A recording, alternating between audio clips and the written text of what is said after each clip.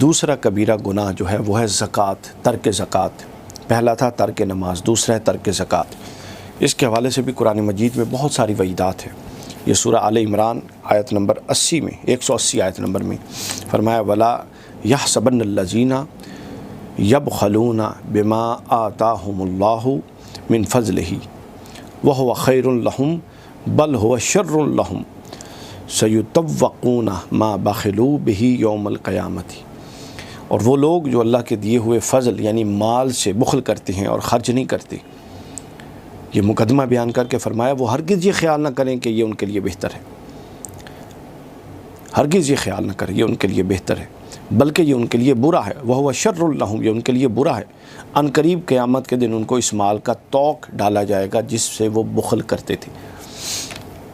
اور اسی طرح آگے سورہ حامیم السجدہ، اس میں فرمائے گا وَيْلٌ لِّلْمُشْرِكِينَ الَّذِينَ لَا يُؤْتُونَ الزَّكَاةَ، مشرکین کے لیے ہلاکت ہے اور زکوٰۃ نہ دینے والوں کے لیے ہلاکت ہے۔ آپ قرآن کا نظم چیک کیجئے کہ مشرکین کے ساتھ معاً بعد جس طبقے کا ذکر آیا وعید کے طور پہ، عذاب کے طور پہ، وہ زکوٰۃ نہ دینے والوں کا تھا۔ یہ بالکل وہی نظم ہے جس طرح قرآن میں بعض جگہوں پر اللہ کی توحید کے بعد معاً بعد والدین کی اطاعت کا ذکر ہے۔